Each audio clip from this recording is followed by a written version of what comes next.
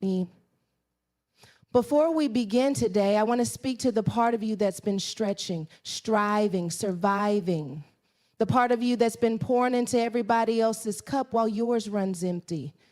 I see you. You've been showing up, clapping for others, cheering them on, even while your own soul was whispering, "What about me?" This moment right here, it's for you. Because there comes a time when the noise of the world gets too loud and your spirit starts begging for silence, not to escape, but to evolve. And maybe, just maybe, God's been calling you to withdraw, not because you're losing, but because he's about to elevate you in silence. So today I came to remind you, focus on yourself, not selfishly, but spiritually, not in arrogance, but in alignment. And while you're doing that, stay silent. Let your healing be quiet. Let your growth be sacred. Let your comeback be so powerful that the world has no choice but to notice, even though you never said a word. This is your season to rise, quietly, intentionally, unapologetically. There's a moment in everyone's journey where the noise becomes unbearable. Not just the external chatter, but the internal doubt, the expectations, the pressure to be something, to prove something, to show the world that you're doing fine, even when your world is quietly crumbling. And in that moment, something deep inside starts to crave silence. Not the kind of silence that comes from isolation or giving up, but the kind of silence that says, I don't have to explain myself anymore. We've been conditioned to equate silence with weakness. In a world where everyone's sharing, posting, talking, performing, your quiet is often misunderstood. People think you're going through something tragic, something shameful, or something you just don't want to talk about. And maybe you are, but silence isn't always a sign of struggle. It can also be a sign of strategy. Sometimes silence means I'm working on me. It means I've recognized the power in being still, the wisdom in being private, and the strength in not reacting. Because here's the truth, not everything deserves your energy. Not every battle requires your sword. Not every critic deserves a response. And not every breakthrough needs an announcement. Sometimes your growth will confuse people, and that's okay. You don't owe anyone an explanation for choosing peace over performance.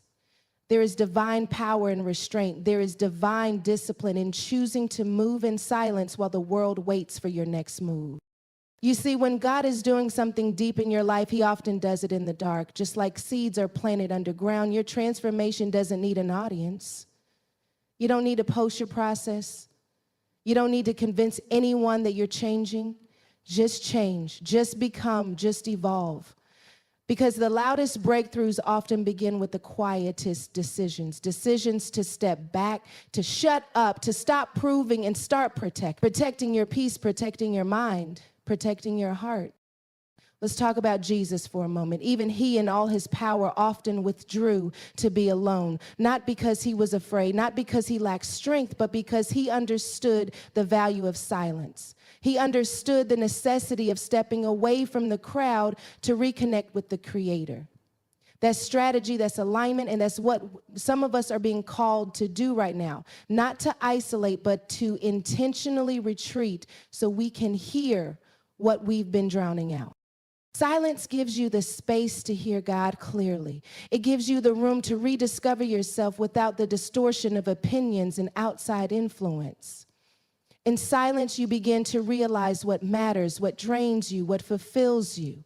You realize that some of the people you were trying to impress weren't even paying attention. You realize that some of the noise you were responding to was never your battle to begin with. And you realize that your value was never in your volume. It was always in your vision. But let's be real, silence is hard. Especially when you've been conditioned to be loud, when you've been raised to hustle, to speak up, to clap back, to defend yourself, to always have a comeback. Choosing silence feels like surrender, but it's not. It's a reset. It's a holy pause. It's the moment where you remind yourself, I don't need to prove who I am. I just need to know who I am. And when you know who you are, when you've done the work in silence, when you've allowed yourself to heal, grow, and release, your fruit will speak louder than your words ever could. Silence gives God the opportunity to speak into your situation without interference. It gives you the strength to move in obedience instead of fear. And when you begin to see your silence as a tool, not a trap, you begin to embrace it instead of fighting it. You don't run from stillness anymore, you seek it. You stop asking, why is nothing happening? And you start declaring, something's happening in me. This world will try to measure your worth by how visible you are, how loud you are, how many people are clapping for you. But real success, real strength, real purpose, it's developed in the places nobody sees. The late nights, the early mornings, the tears, the prayers, the journals, the therapy sessions, the boundaries you had to draw, the people you had to forgive, the habits you had to break, the thoughts you had to conquer. That's where the real work happens. So don't despise your silent season. Don't rush to be seen. Don't fear being misunderstood. Because while you're quiet, God is working. While you're silent, your strength is multiplying. While you're not saying a word, your character is being built, your mind is being renewed, and your spirit is being fortified. And when it's time for you to step back out, you won't have to announce it. Your presence will testify. Your peace will be evidence. Your confidence will be the message. They won't know what you went through. They won't know how much it took, but they'll see the glow.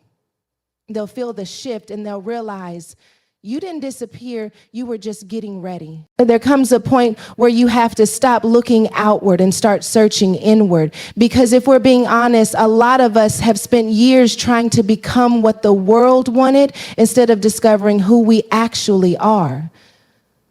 We shapeshift, we adapt, we perform, all for the sake of belonging. But real transformation, true transformation doesn't happen when you're trying to fit in. It happens when you finally choose to focus on yourself.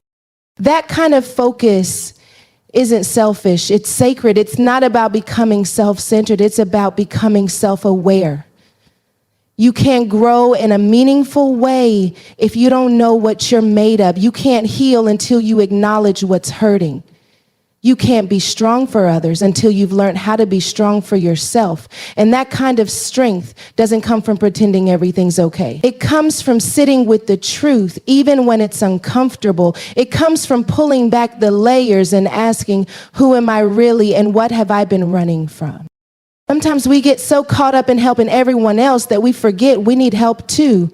We're busy fixing things, saving people, being there for everybody else, but inside we're falling apart. And we keep telling ourselves that this is what strength looks like. But strength isn't found in constant sacrifice. Sometimes strength looks like stopping, sitting down, saying, I need to deal with me right now. And that doesn't mean you're abandoning anyone. It just means you finally stopped abandoning yourself. Focusing on yourself means asking the hard questions. What do I need to unlearn? Who am I when I'm not performing? What parts of me are authentic? And what parts were created just to survive? It means taking responsibility for your healing, not waiting for an apology, not waiting for validation, not waiting for someone to finally see your worth. It means standing in front of the mirror, spiritually, emotionally, mentally, and saying, I choose me, not because I'm perfect, but because I'm worth the work. There's a reason so many of us avoid self-focus. It forces us to confront the things we've buried, the insecurities we mask, the trauma we normalize, the bitterness we disguise as strength. But ignoring those things won't make them disappear. It just delays your freedom. And you can only move forward in life when you stop dragging around what you refuse to face. Sometimes feeling looks like confronting the version of yourself you created to survive, and then choosing day by day to become the version of yourself you were always meant to be. Self-focus requires discipline. It's easier to scroll than to sit in silence. It's easier to gossip than to grow. It's easier to distract yourself with someone else's life than to deal with your own. But distractions delay destiny, And there's a version of you on the other side of self-focus that you haven't even met yet. She's grounded, she's peaceful, she's not perfect, but she's powerful. And she's been waiting on you to stop running. One of the most dangerous lies we believe is that we'll focus on ourselves later, after the kids are grown, after the degree is done, after the heartbreak wears off, after things settle down. But life doesn't wait. Your peace doesn't wait. The healing you need, the purpose you crave, the clarity you seek, they're not found in after, they're found in now, in this moment, in this choice. Because nothing changes if you don't change. And transformation isn't a moment. It's a decision you make daily. The world teaches us to keep pushing, hustle harder, do more. But spiritual transformation is different. It doesn't come through force. It comes through alignment. It comes through being present with yourself, honest with yourself, gentle with yourself. It comes from saying, I'm not competing with anyone. I'm not chasing anyone. I'm not trying to be anyone else. I just want to be me fully, freely, and unapologetically. And let me tell you something. Focusing on yourself will cost you. It'll cost you the comfort of pretending. It'll cost you relationships that were built on your dysfunction. It'll cost you applause that came from performance. But what you gain in return? Peace, purpose, wholeness. When you start to focus on yourself, you stop settling. You stop tolerating what drains you. You stop shrinking to make others comfortable. You stop explaining your boundaries. You start honoring your intuition. You start choosing joy on purpose. You start creating a life that actually feels like yours. Sometimes we're afraid to focus on ourselves because we don't know who we'll find. But what if the version of you that you've been avoiding is the version that's actually capable of building the life you dream about? The version that's confident, healed, whole, and in tune with her creator? What if self-focus isn't the end of who you were? It's the beginning of who you're becoming. There's a shift that happens when you start to choose yourself in a sacred way.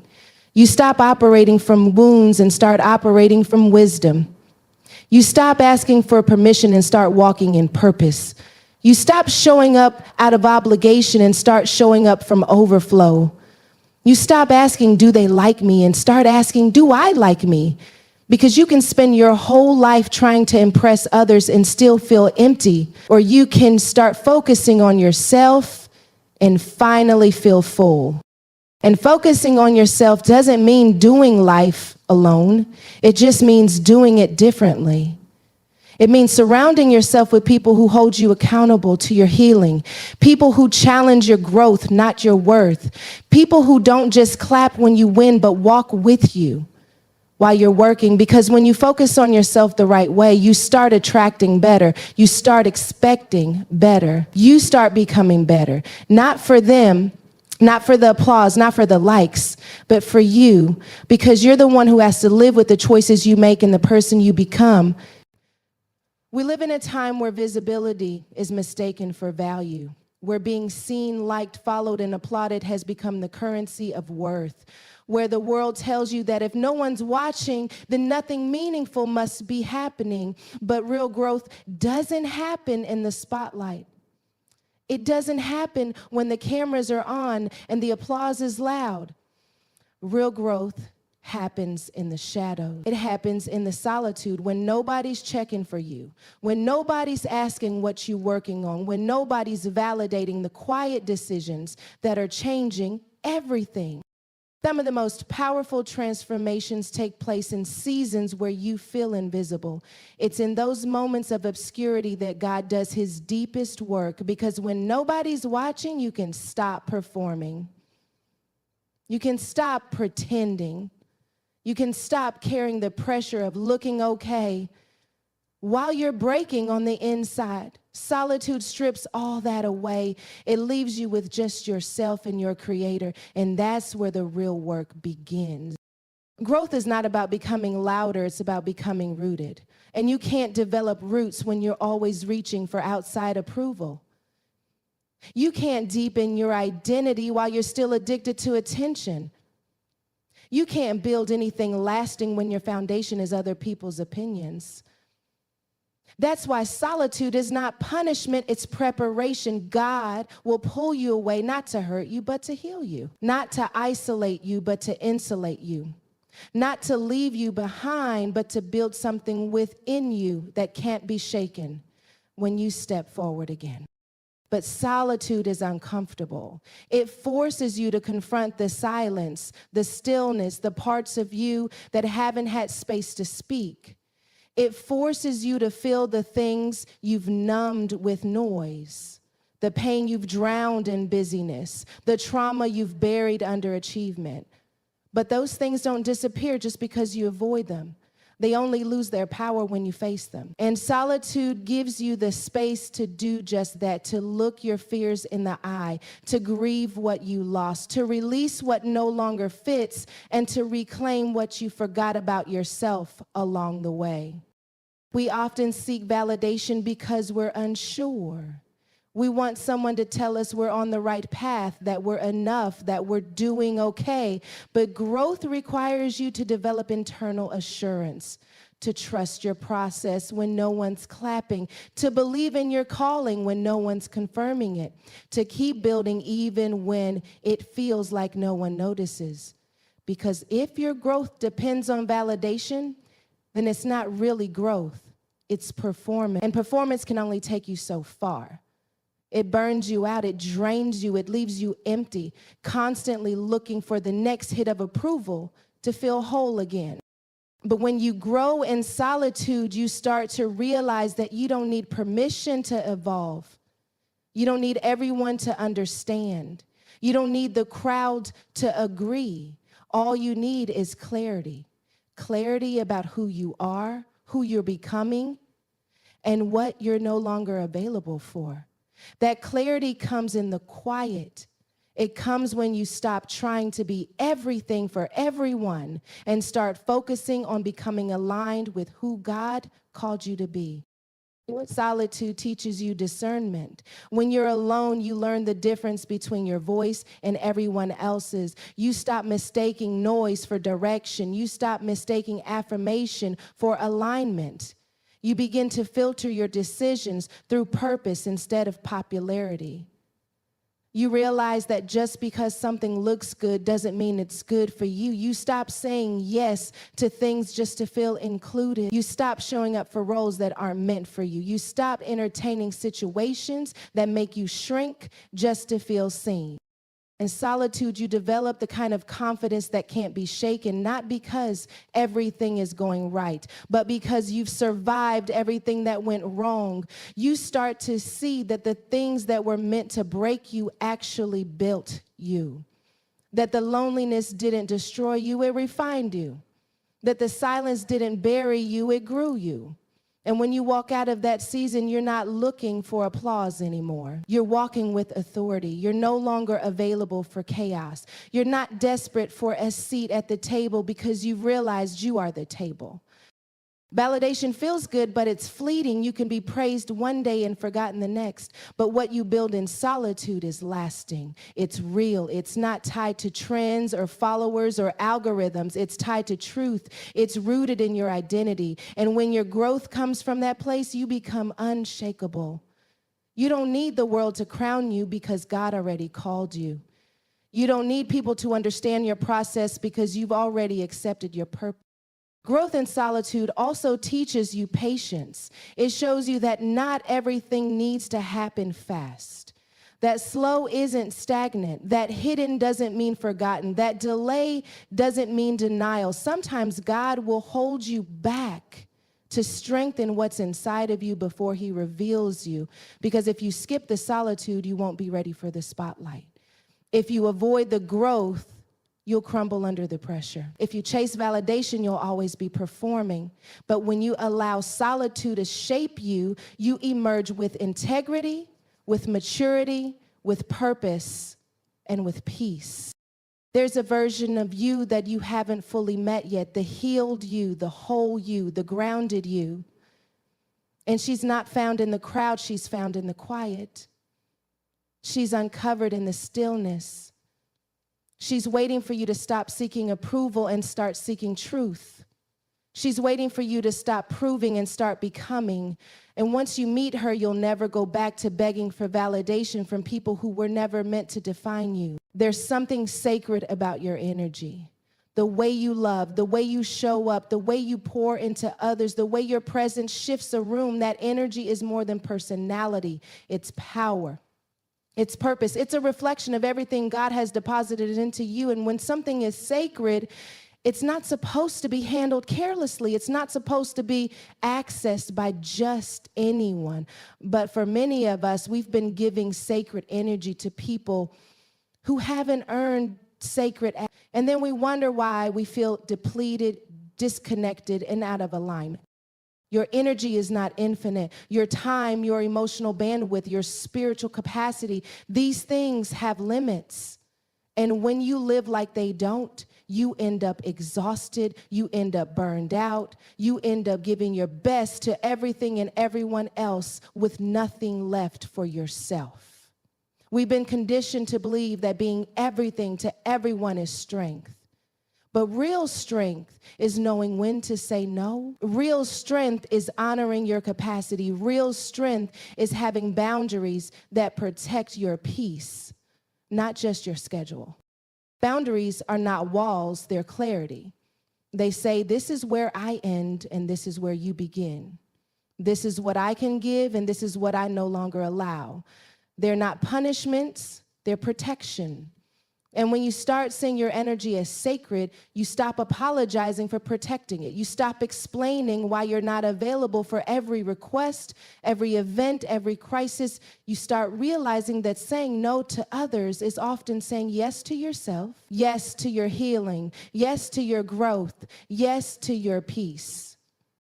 For a lot of us, our biggest breakthroughs didn't come from doing more. They came when we stopped overextending ourselves for people who only called when they needed something. They came when we stopped allowing our kindness to be exploited, when we realized that love without boundaries becomes self-betrayal, that being loyal to dysfunction isn't love, it's fear. Fear of being alone, fear of rejection, fear of not being liked. But fear can't be the foundation for your relationships, because anything built on fear will eventually collapse under truth. It's not your job to be everything for everyone. It's your job to be faithful to who God created you to be. And you can't do that if you're constantly distracted, constantly drained, constantly saying yes to things that are slowly eroding your soul. Boundaries aren't just about time management, they're about identity management. They help you stay in alignment with your purpose. They help you discern who belongs in your inner circle and who's just passing through. They help you recognize which relationships water you and which ones wither you. You start to realize that not everyone deserves access to the deepest parts of you. Some people are only supposed to know the public version of you, the encouraged version, the inspired version, not because you're being fake, but because access has to be earned through trust, consistency, and mutual respect. Not everyone can handle your truth. Not everyone can hold your vulnerability, and that's okay. You're not required to be transparent with people who only show up for the highlight reel but disappear during the hard chapters. And let's be honest, some of the people we're trying to keep close are the same ones draining our energy the most.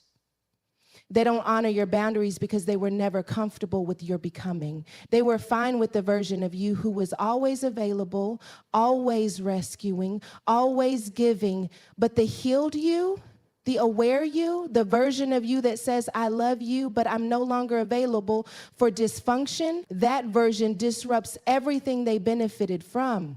That version scares people who were counting on your silence to continue manipulating your spirit. But you weren't created to carry everyone's burdens. You weren't called to sacrifice your sanity in the name of love. There is nothing holy about being drained. There is nothing noble about being constantly exhausted. Even Jesus had boundaries. He withdrew from the crowds. He said no to certain requests. He chose solitude over popularity, not because he didn't care, but because he knew the weight of his assignment required rest, focus, and divine protection. And if Jesus needed boundaries, So do you. We often feel guilty when we start setting boundaries. We fear we'll lose people, that they'll be upset, that we'll look selfish. But anyone who's offended by your healing was never aligned with your wholeness. People who love you well will respect the space you need to grow. They'll adjust. They'll honor your yes and your no. They'll meet you where you are without manipulating you into staying where you've been. And if they don't, that's information. That's clarity. That's confirmation that the boundary was necessary. There's a peace that comes when you stop living at the mercy of other people's demands, when you wake up and your schedule isn't dictated by guilt, when your mind isn't spinning from overcommitting, when your body isn't breaking down from chronic stress. That peace isn't random. It's a byproduct of protected energy. It's the reward of discipline. It's what happens when you stop trying to be superhuman and start allowing yourself to be whole. Boundaries also help you discern where to sow your energy. Not every opportunity is a calling. Not every request is an assignment. Not every crisis is your responsibility. Some of the chaos you've been stepping into was never yours to carry. And if the enemy can destroy you, he'll distract you. He'll keep you busy helping everyone else become while you stay stuck in cycles of depletion. But God is calling you out of that. Not to be less loving, but to be more intentional. To steward your energy like the sacred resource it is. When you protect your energy, you show God that you're ready for more. You demonstrate that you can handle the weight of your next level. That you're not just hungry for elevation, you're prepared for it. Because the next version of you doesn't just need faith, she needs focus, she needs clarity, she needs a rested body and a clear mind. She needs space to breathe, to listen, to hear God without the interference of noise disguised as obligation. There will be people who don't understand your boundaries, who think you've changed, who accuse you of being cold, distant, unavailable, but you're not being cold, you're being cold. You're not being distant, you're being developed. You're not uninterrupted. And people who are used to your lack of boundaries will always be uncomfortable with your healing. That's not your burden to carry. You didn't come this far to keep sacrificing your peace for people who wouldn't even notice if you lost yourself trying to please them.